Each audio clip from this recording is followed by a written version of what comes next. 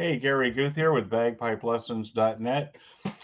Today we're going to learn to play the Siege of the Delhi. Now, I have a recipe for you to follow as it comes to learning to play tunes. First of all, what you should do if you're interested in purchasing this program, it's $5. You can push the button below, and you can what you'll get are two PDFs uh, plus about five audio files that you can use. But I'm going to show you in this video what you need to do and how to use those audio files. First of all, print out the Siege of the Delhi. Again, it's a PDF, and in doing so, you're going to see that I've written the rhythm right here below the melody notes.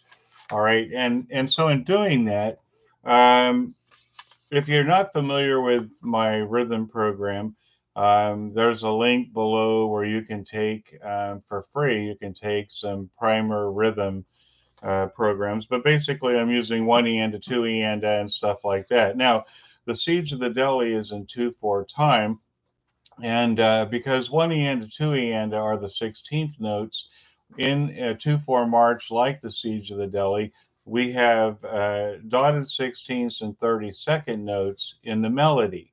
Okay, and to be able to use 1 to 2 at the next level down, what I've done is I've changed the meter from 2/4 time to 4/8. Okay, so we're going to be counting it in 4/8. So if you look at, the Siege of Delhi is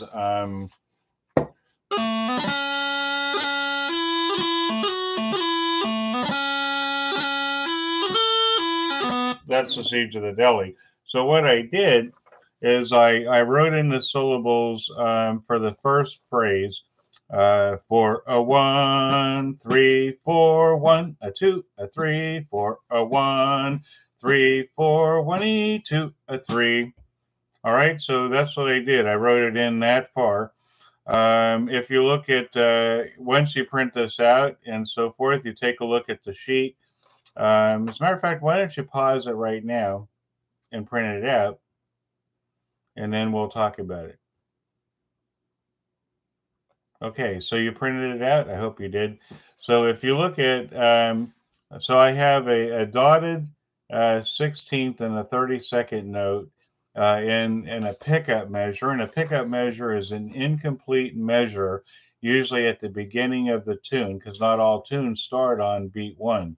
So this happens to be 4, and then the quarter note, because I'm counting in 4/8 time, is getting 2 beats. So that's 1 dash 2 or 1 with a 2 in parentheses. The eighth notes are 3, 4, and then the next section I have 1, 2, 3, 4. So what I'd like you to do first, before you do anything with the tune, he who picks up chanter and blows first loses. Okay, well, this is like making the chocolate chip cookies, the Nestle's Toll House recipe. If you remember that, you always start with the dry ingredients first, the flour, the baking soda, and the salt. And you prepare those first because you can put them aside and they're stable. They're not going anywhere. They're not going to change. They're not going to dry out. They're not going to become inconsistent. So you just put them aside. Okay. So the rhythm in the tune is like those dry ingredients. Okay. So what we're going to do first with this tune is we're going to develop the rhythm. And the best way for you to develop the rhythm is to take a pencil and complete writing in the rhythm that using the example that I did for the rest of the tune. So why don't you turn this video off, take a pencil, write in the rhythm. I'll tell you what, I'm going to give you the instructions first, and then you can turn it off and so forth.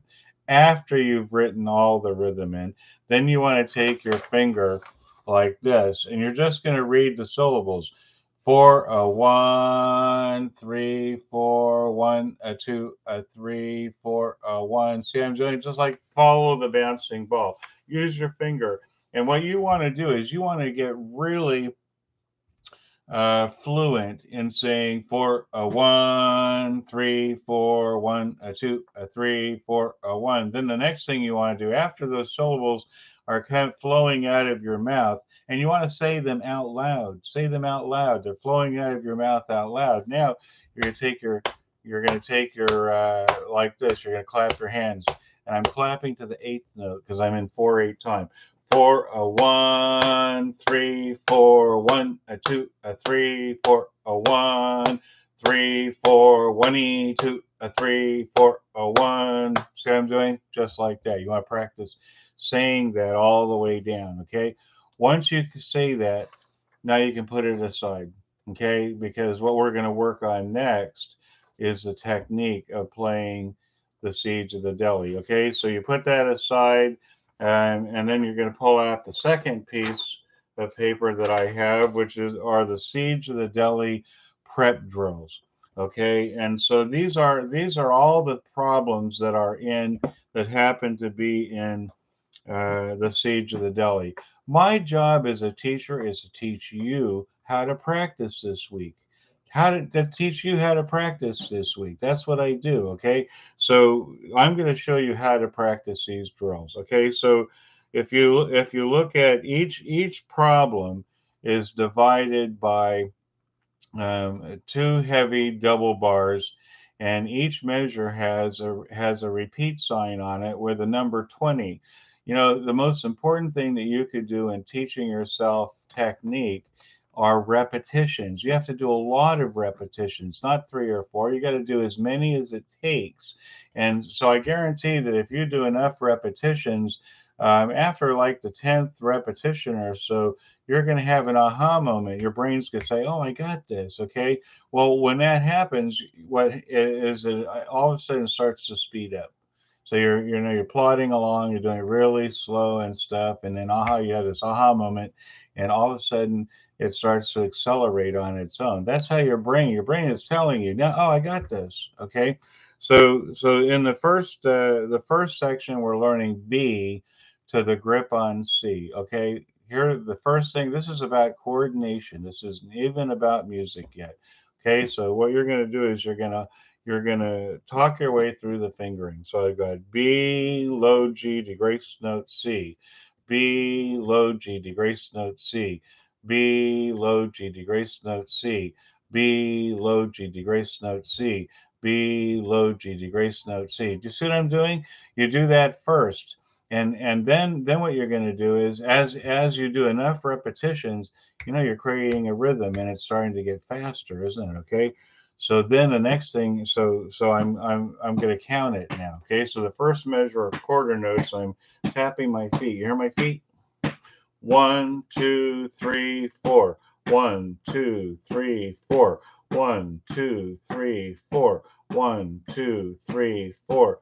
1 2 3 4. Again, you got to do enough repetitions until you have that aha moment. Then the next measure, we're doing eighth notes: 1 and 2 and 1 and 2 and 1 and 2 and 1 and 2 and 1 and 2 and 2 and 1 and 2 and see what I'm doing? The next measure, just all you're doing is following the rhythm, and I've got the rhythm written below it. 1 2 and 3. 1 2 and 3. 1 2 and 3. 1 2 and 3. 1 2 and 3. See, I can develop this without even blowing. Okay. Now I'm going to try blowing it. 1 2 and 3.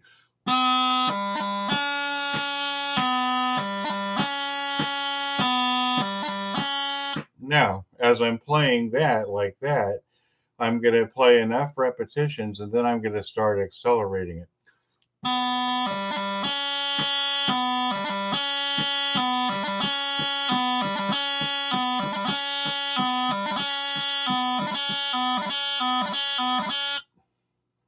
See what I did? If you play enough repetitions, you're going to catch on.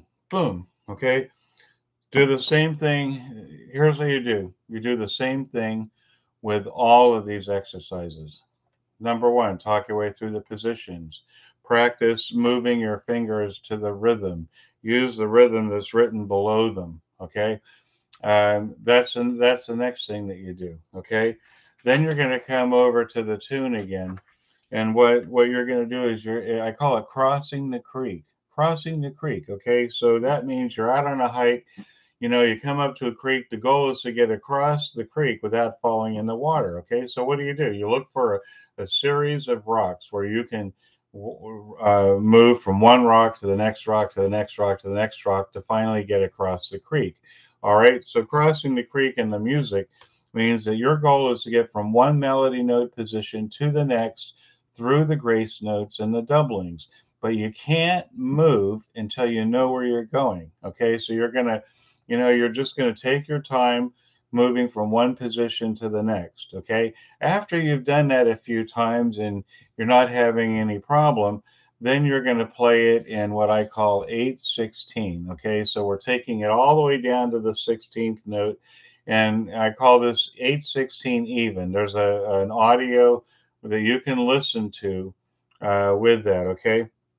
Oh, by the way, going back to the rhythm, that once you've written in the rhythm, what you should do is practice singing it with me. There's an audio with that track in it. It's called Rhythm, Siege of the Delhi Rhythm. Okay, and you put it on, you can sing for a 1, 3, 4, 1, a 2, a 3. Once you can sing it, then you can put it aside and work on the fingering and the technique. Okay, now I'm going to show you just real quick.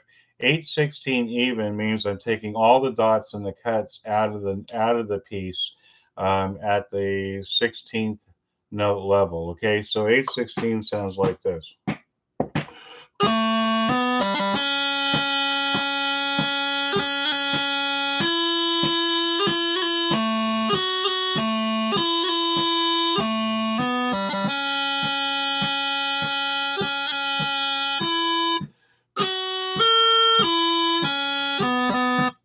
That's 8/16 even.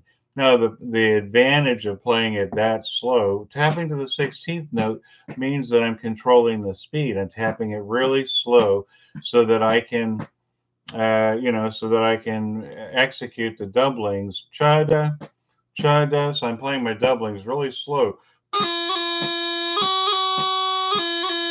Like that. What does that do? That creates muscle memory. You build technique by creating muscle memory. All right, so you're gonna play it at 8/16 even for a while. When you've mastered that, then you go to 8/16 dotted. Now I'm just adding the dots and the cuts back in. It sounds like this.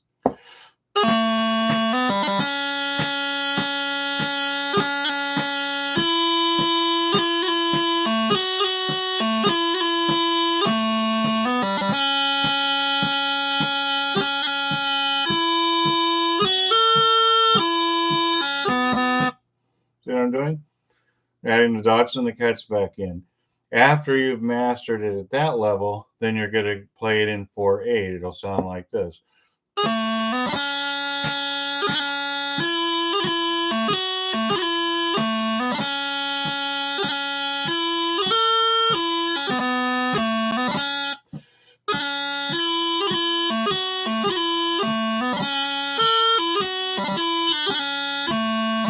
And then once you can play it in 4/8, then you're going to take it up to 2/4, where you'll be playing this tune forever.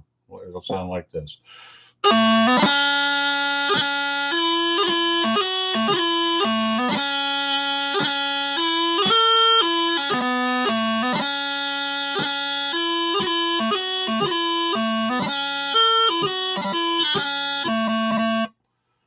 Okay, there you go.